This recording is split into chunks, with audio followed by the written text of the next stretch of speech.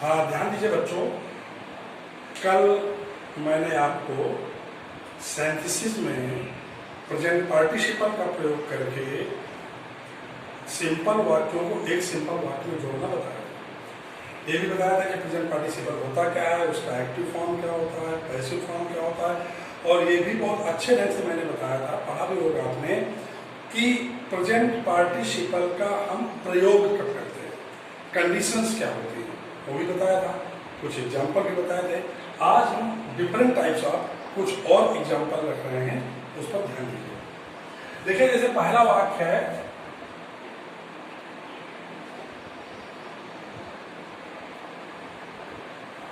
Turn to the left you will see the post office, यानी बाएं मुड़ो तुम्हें पोस्ट ऑफिस दिखेगा। Turn to the left you will see the post office. अब सबसे main चीज है कि जो हमने कंडीशंस बताई हैं वो इसमें अप्लाई करें।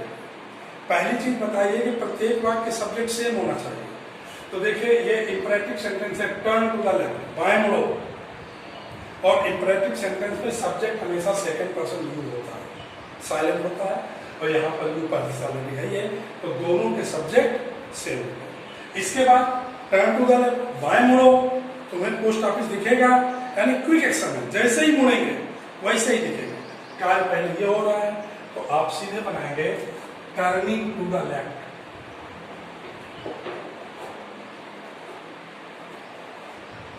Turning to the left. अब सब्जेक्ट आ जाएगा, you will see the post office.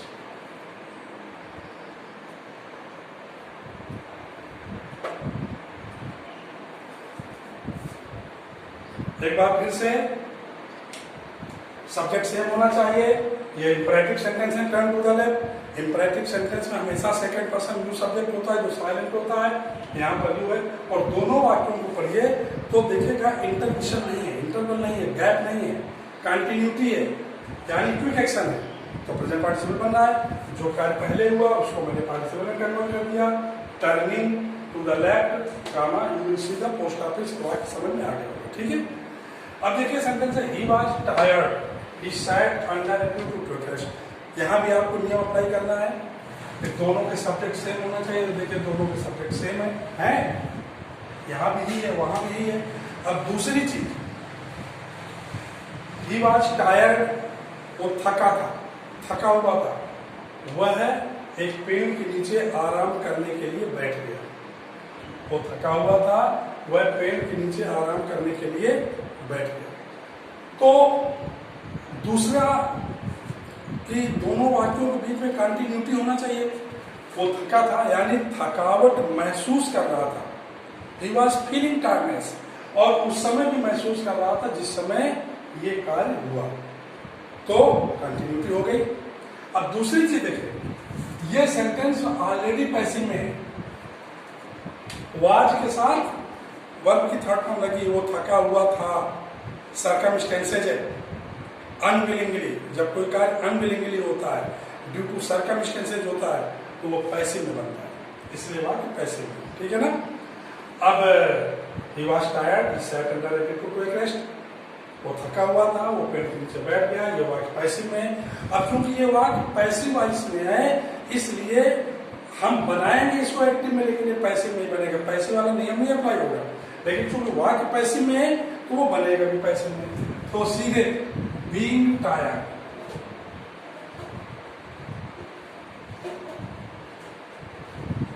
being tired, comma, he sat under a tree to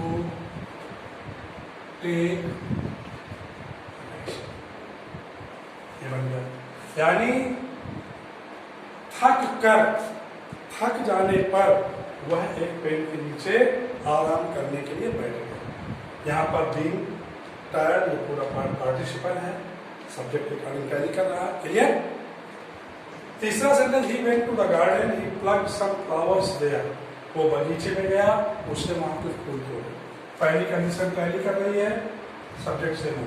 जब सब्जेक्ट सेम होंगे तभी हम आगे बढ़ेंगे, तभी हम सोचेंगे कि क्या प्रेजेंट पार्टिसिपल लगेगा। तो देखिए, वो बगीचे में गया, उसने वहां कुछ फूल तोड़े, कंटिन्यूटी है। जिस समय उसने फूल तोड़े उस समय वो बगीचे में ही मौजूद है, तो कंटिन्यूटी हो गई। समझ गया ना? वो बगीचे में गया, उसने कुछ फूल तोड़े, सब्जेक्ट सेम है और कंटिन्यू। थोड़ा सा कंफ्यूजिंग सेंटेंस है ये, कंफ्यूज होंगे इसमें। इसमें ऐसा लगे कि पहले वाक्य में कार्य समाप्त हो गया तब दूसरे में शुरू हुआ, कंटिन्यूटी नहीं है। लेकिन स्पिरिचुअल, वो बगीचे में गया और जिस समय, जब तक वो बगीचे में है तब तक वो बगीचे में गया हुआ है, और जब फूल तोड़े तो वो बगीचे में तो कंटिन्यूटी हो गई। तो सीधे वेट सेकंड फॉर्म में गो की, तो आप बना दीजिएगा गोइंग, ये पार्टिसिपल हो गया। गोइंग टू द गार्डन, कामा लगा के ही प्लग्ड सम फ्लावर्स। बगीचे में जाकर वहां उसने कुछ फूल तोड़े। Going to the garden, comma he plucked some flowers there.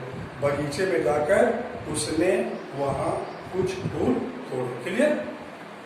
Concept clear हो गया? सब्जेक्ट सेम है और कंटिन्यूटी है, बताया कैसे, समझ गया ना? अगला सेंटेंस है जंप अप लाइन अवे। यहां भी देखिए सब्जेक्ट सेम है। अब क्योंकि सब्जेक्ट सेम है इसलिए हम आगे सोच रहे हैं कि प्रेजेंट पार्टिसिपल लगेगा। ये जंप अप, वो उछला, वो भाग गया, यानी उछलते ही भाग गया, कंटिन्यूटी है, तो सीधे सीधे बना दीजिए।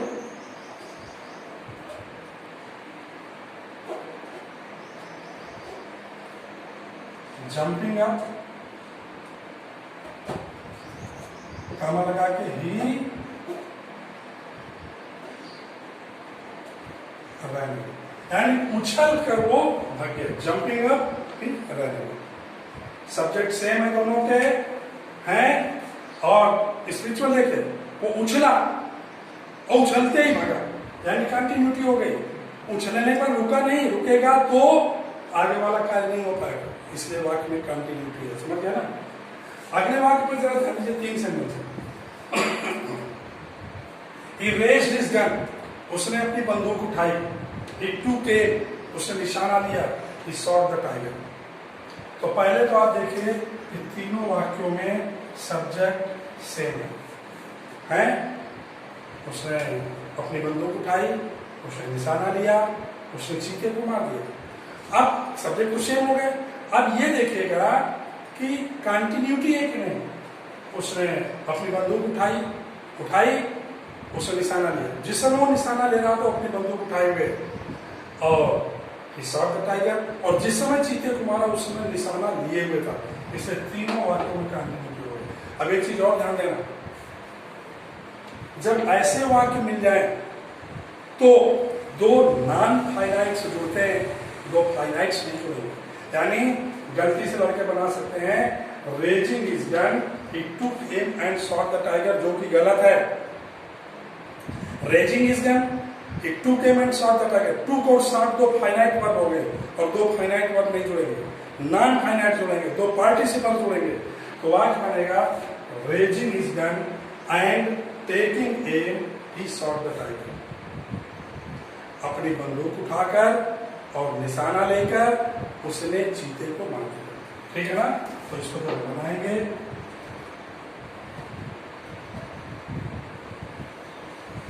रेजिंग हिज गन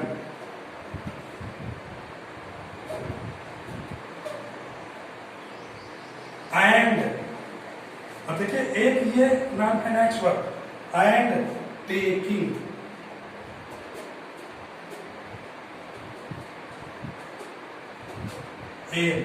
और एक ये नॉन फाइनाइट्स, यानी दो नॉन फाइनाइट्स जुड़ रही हैं एंड से। आगे सीधे ही शॉर्ट बताएंगे, ही शॉट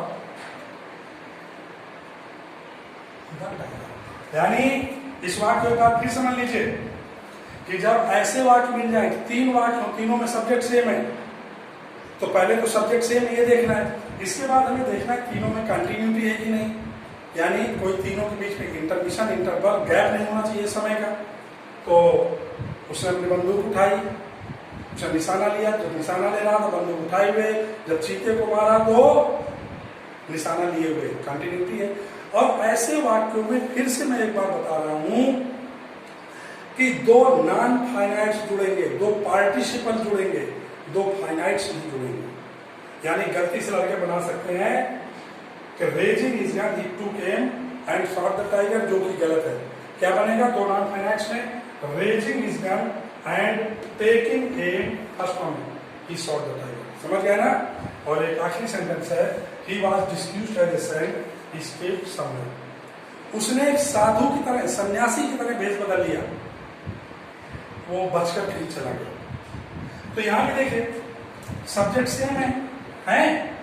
अब दूसरी चीज, उसने एक साधु की तरह भेष बदला और वो कहीं चला गया, तो जब वो गया उस समय वो साधु की तरह भेष बदले हुए, यानी कंटिन्यूटी है। समझ गया ना? निरंतरता है। अब ये भी सेंटेंस वाज डिस्क्यूज्ड, ये भी सेंटेंस पैसिव वॉइस में है, तो ये चूंकि वाज पैसिव में है इसलिए पैसिव वॉइस में ही ये बनेगा। तो हम जब बनाएंगे तो ये बन जाएगा बीइंग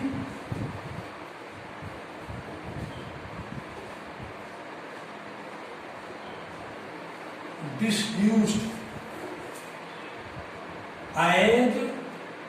as a saint, यानी एक सन्यासी की तरह भेष बदल कर, एक साधु की तरह भेष बदल कर ही escaped somewhere।